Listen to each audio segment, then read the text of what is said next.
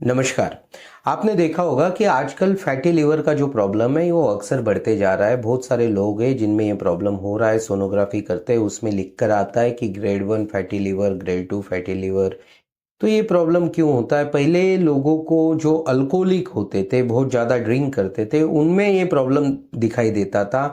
लेकिन आजकल हो गया है क्या, जो लोग अल्कोहल नहीं पीते फिर भी ये फैटी लिवर की प्रॉब्लम बढ़ते जा रही है। तो इसका कॉज क्या है, इसका ट्रीटमेंट क्या है, इसको आपको कैसे ठीक करना है, उसके बारे में आज हम डिटेल में बात करेंगे। तो आज का वीडियो आप पूरा देखना ताकि आपको ठीक से समझ में आए। देखिए, ये जो फैटी लिवर की समस्या है इसका सीधा संबंध आपके स्टमक के एसिड से है। मैंने जो स्टमक एसिड है इसका काम क्या होता है? एक तो भोजन का पाचन करना, और दूसरा जब हम भोजन खाते हैं तो उसके साथ कुछ बैक्टीरिया पेट के अंदर चले जाते हैं, उसको डिस्ट्रॉय करने का काम यही स्टमक का एसिड करता है। अभी होता क्या है, जो लोगों में स्टमक का एसिड किसी कारणवश लो है, एसिड का प्रोडक्शन लो है। एसिड का प्रोडक्शन लो है मतलब क्या है कि एसिड में जो एसिडिक क्वालिटी है वो कम है। ठीक है। और उस कारणों के वजह से, एक तो अगर एसिड की एसिडिक क्वालिटी कम हुई तो पहला काम होगा कि भोजन ठीक से पचेगा नहीं, और दूसरा जो बैक्टीरिया भोजन के साथ अंदर पेट के अंदर जाते हैं उसको जो किलिंग करने का काम ये एसिड करता है वो होगा नहीं, क्योंकि एसिड उसके लिए सक्षम नहीं रहेगा।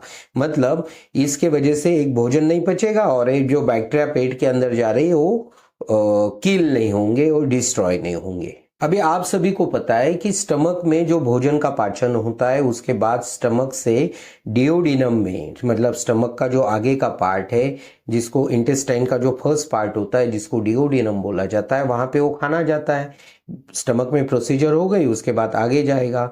अगर स्टमक में एसिड का प्रोडक्शन ठीक से नहीं है, एसिड का प्रोडक्शन लो है, तो वहां पे जो पाचन की क्रिया होनी चाहिए वो ठीक से होगी नहीं, और वो ठीक से नहीं होने के कारण जो खाना आगे जाएगा, वो जो खाना आगे जा रहा है उसमें क्या करेगा, लीवर क्या करेगा? लीवर का काम होता है आगे बाइल का प्रोडक्शन करना, बाइल का सप्लाई करना, और ये जो आगे खाना गया है उसका पाचन करने में लीवर और पैनक्रियाज का रोल रहता है। लेकिन खाना जो स्टमक में ठीक से होना चाहिए पाचन, वो ठीक से हुआ नहीं है, तो ऑब्वियस है कि लीवर का जो काम है वो बढ़ जाता है, और ये लीवर के ऊपर लोड आता है, क्योंकि स्टमक ने उसका काम ठीक से किया नहीं, क्योंकि स्टमक का एसिड लो था। तो अब तक हम समझ गए कि यहाँ पे भोजन का पाचन ठीक नहीं होने की वजह से भी लीवर के ऊपर काम का प्रेशर आता है, लोड आता है। अभी दूसरी बात करते हैं बैक्टीरिया के बारे में। देखिए, मैंने बताया कि स्टमक का एसिड जो पेट के अंदर बैक्टीरिया गया है उसका किलिंग का काम करता है, लेकिन एसिड ठीक से एसिडिक है नहीं, जिसके कारण जो इंटेस्टाइन में होता क्या है कि एंटेरोकोकस नाम का जो बैक्टीरिया है वो बढ़ जाते हैं। अभी ये बैक्टीरिया की प्रोडक्शन ज़्यादा होने के कारण, बढ़ने के कारण, वो बैक्टीरिया वहाँ से कहाँ जाते हैं? वहाँ से जाते हैं लीवर में, और लीवर में जाके वहाँ पे सूजन उत्पन्न करते हैं। अंदर स्वेलिंग होने के कारण, स्वेलिंग उत्पन्न करने के कारण लीवर का फंक्शन ठीक से हो नहीं पाता है, और इसी को फैटी लीवर बोला जाता है, इसी को लीवर डिसीज बोला जाता है। यहाँ से न जाने ये जितना बैक्टीरिया बढ़ते जाएगा उतना लीवर का फंक्शन खराब होते जाता है। अब तक हम समझ गए कि स्टमक का एसिड लो होने के कारण एक बैक्टीरिया की ओवर ग्रोथ हो जाती है, एंटेरोकोकस बैक्टीरिया बढ़ जाते हैं, जिसके कारण और भोजन ठीक से पचता नहीं, और ये दोनों कारणों की वजह से फैटी लिवर उत्पन्न होता है। अब और एसिड रिफ्लक्स जीआरडी ये जो पेशेंट होते हैं उनमें स्वभावतः स्टमक का एसिड लो रहता है, उसमें ऊपर से पीपीआई आप लेते हो, और पीपीआई क्या करते हैं? गैस्ट्रिक एसिड का, स्टमक के एसिड का सप्रेशन करते हैं, प्रोडक्शन होने नहीं देते, सप्रेस कर देते, और उस कारण स्टमक का एसिड और लो बनता है, और उसी वजह से एंटेरोकोकस बैक्टीरिया भी बढ़ता है, भोजन का पाचन ठीक से नहीं होता, और आगे जाके जो एसिड रिफ्लक्स जीआरडी के पेशेंट होते हैं उनमें फैटी लिवर होने की संभावना बढ़ जाती है। तो मैं बोलूंगा कि पीपीआई का यूज उतना ही कीजिए जितना जरूरी हो। अब तक हम समझ गए स्टमक का एसिड लो रहना यही प्रॉब्लम है, तो उसको बढ़ाएंगे। एसिड का प्रोडक्शन अच्छे से होगा, पहली बात एसिड का प्रोडक्शन अच्छे से होगा, या फिर एसिडिक उसका जो गुण है वो अच्छा होगा, तो ऑब्वियस है प्रॉब्लम नहीं होंगे। और इसके लिए कोई पीपीआई और ये मेडिसिन नहीं है, क्योंकि पीपीआई मेडिसिन एग्जैक्टली अपोजिट काम करते हैं, वो एसिड को सप्रेस करते हैं।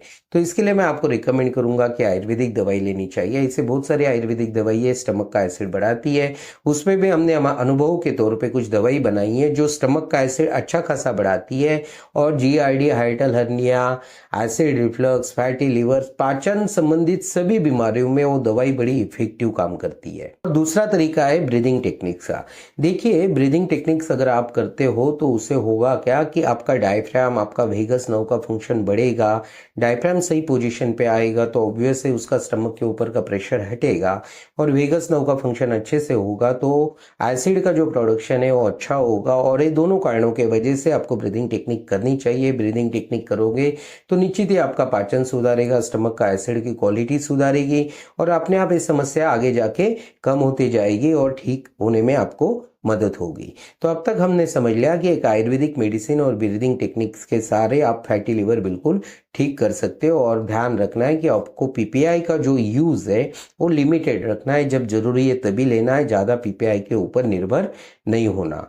अगले वीडियो में हम बात करेंगे कि जो एंटेरोकोकस बैक्टीरिया है उसके साथ गट के अंदर, अपने पेट के अंदर कौन से बैक्टीरिया होते हैं, उनका पाचन से क्या संबंध होता है, उनका एसिड रिफ्लक्स जीआरडी से क्या संबंध होता है, वेगस नर्व से क्या संबंध होता है, आपके ब्रेन से क्या संबंध होता है, गट माइक्रोबायोटा क्या होता है, उसके बारे में बात करेंगे।